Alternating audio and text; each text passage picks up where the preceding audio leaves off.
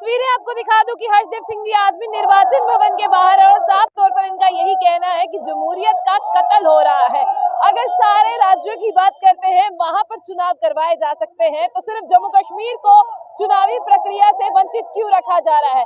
हर्षदेव सिंह जी के साथ तमाम लीडर्स, अमित कपूर की बात करते हैं और बात करते हैं बाकी तमाम लीडर जो है वो निर्वाचन भवन के गेट पर आपको साफ तौर पर दिखाई दे रहे हैं।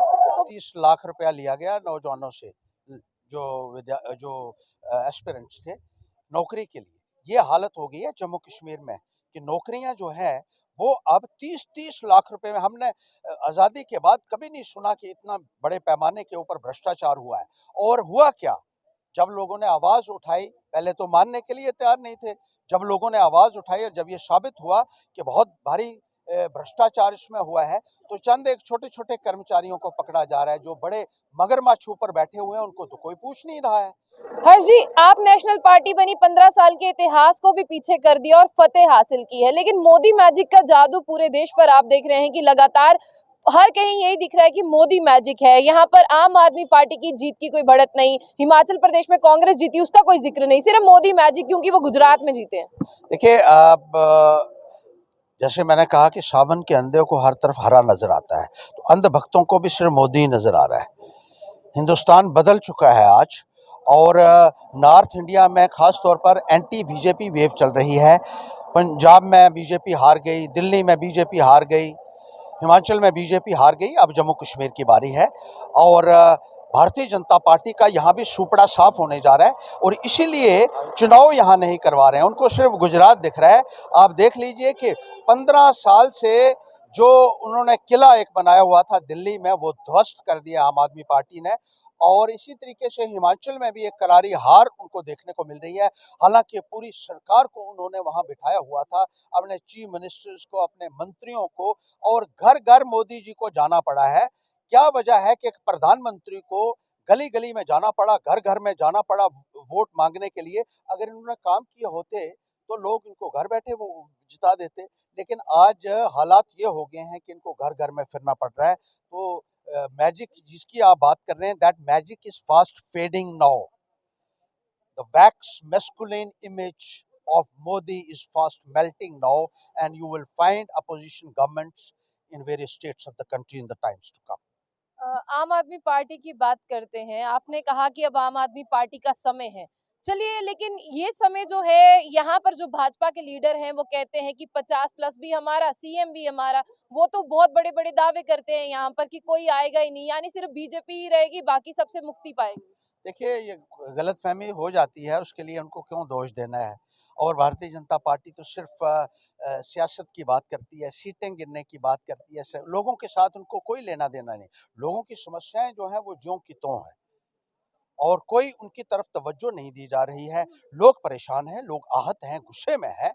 और देख लीजिए आप किस तरीके से बेरोजगार नौजवान आज सड़कों के ऊपर बैठे हुए हैं, और डेली वेजेस कोई सुनने वाला नहीं, मजदूर, किसान। सवाल लेकर आए हैं हम बहुत सारे यंगस्टर्स का। जेकेएसएसबी का आपने देखा, पहले भी स्कैम निकल कर बाहर आया। दूसरी बार जो वो एग्जाम कंडक्ट करवा रहे थे वो कंपनी भी ब्लैकलिस्टेड है। अभी आपने देखा कि 9 तारीख का एग्जाम जो है वो पोस्टपोन कर दिया, तो अभी हाई कोर्ट ने फटकार लगाई। आपको क्या लगता है जम्मू कश्मीर में ये जो एग्जाम है, लेफ्टिनेंट गवर्नर मनोज सिन्हा ने कहा था कि एग्जाम इस बार फेयरली होंगे, कोई भी धांधली नजर नहीं आएगी? फेयरली की डेफिनेशन उनकी पता नहीं पूछनी पड़ेगी कि उनका फेयरली का मतलब क्या है।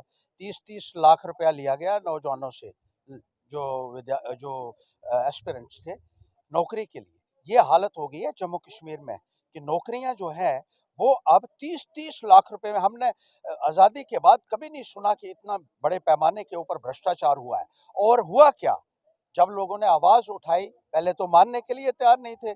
जब लोगों ने आवाज उठाई और जब ये साबित हुआ कि बहुत भारी भ्रष्टाचार इसमें हुआ है, तो चंद एक छोटे छोटे कर्मचारियों को पकड़ा जा रहा है। जो बड़े मगरमच्छ ऊपर बैठे हुए हैं उनको तो कोई पूछ नहीं रहा है।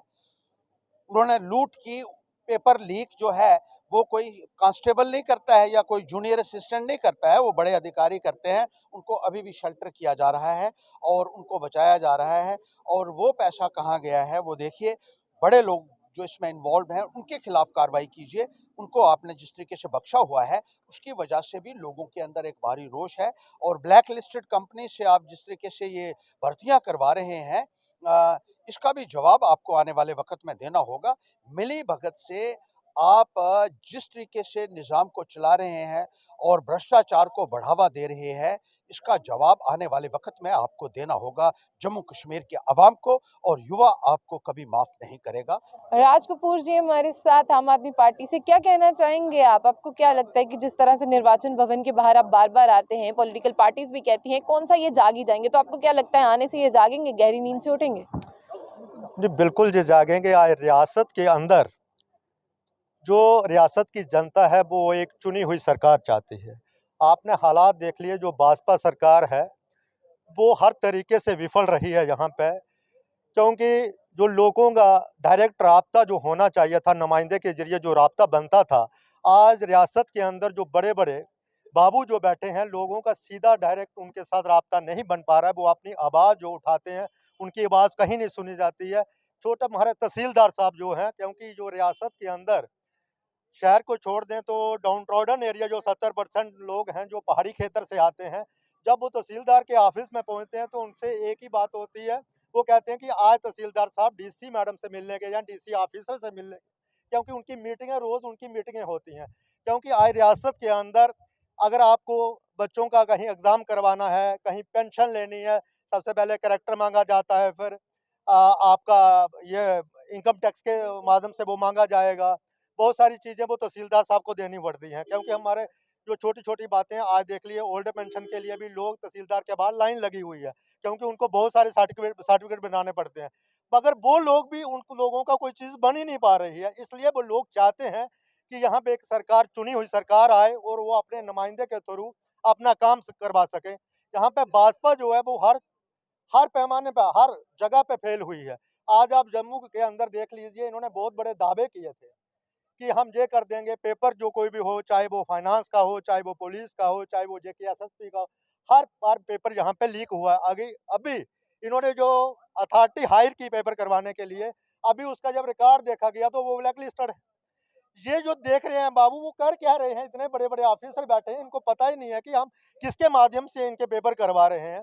और चंद दिनों की बात है, मुझे लगता है कि 75 सालों के इतिहास में, जब से हमारा देश आज़ाद हुआ है, तो 75 सालों के इतिहास में जम्मू कश्मीर में फर्स्ट टाइम पे इतनी बड़ी रॉबरी हो जाती है। आज तक कहीं भी बंधक बना के हम लोगों को कभी नहीं लूटा गया था। इनकी इनकी सरकार में आज जम्मू कश्मीर के लोगों को, और वो भी कहाँ, गांधीनगर के बीच में, जहाँ पे आईएएस ऑफिसर के क्वार्टर हैं, पुलिस वालों के क्वार्टर हैं, महज 500-300 मीटर पे वहाँ पे पुलिस स्टेशन है, एसपी का ऑफिस है वहाँ पे, और फिर 11 लोग आते हैं और फिर बंदे बना के उन लोगों से पैसे लूट के चले जाते हैं। ये रियासत हमारी किस तरफ जा रही है, इस पे हमें शक हो रहा है कि ये इनकी मिलीभगती के कारण ये इतने बड़ी राबरी हो रही है। कि आज हमारा धरना देने का एक ही मकसद था कि जम्मू कश्मीर में जल्द से जल्द चुनाव करवाए जाएं और जो रियासत के लोग हैं वो अपने नुमाइंदे के थ्रू अपने काम करवा सकें। तो साफ तौर पर हर्षदेव सिंह जी का क्या कहना था वो आपने सुना, और नौजवान बहुत गुस्से में है क्योंकि यहाँ पर जेकेएसएसबी की जहाँ पर बात कर रहे हैं, एक बार फिर से उनके एग्जाम्स को पोस्टपोन किया गया और ये फटकार जो है वो हाईकोर्ट से लगी है। लेकिन अभी आम आदमी पार्टी का निर्वाचन भवन के बाहर आने का, यही खास तौर पर एहतजाज करने का ये मकसद है कि यहाँ पर जम्मू कश्मीर को एक जमहूरी अधिकार से वंचित रखा जा रहा है। 4 साल से ज्यादा का अंतराल हो चुका है, यहाँ पर जो है वो चुनाव नहीं करवाए जा रहे, तो जिसकी वजह से जम्मू कश्मीर के लोग बहुत परेशान है। तो ऐसी और भी अपडेट्स के लिए देखते रहिए जम्मू बुलेटिन। आशा खान।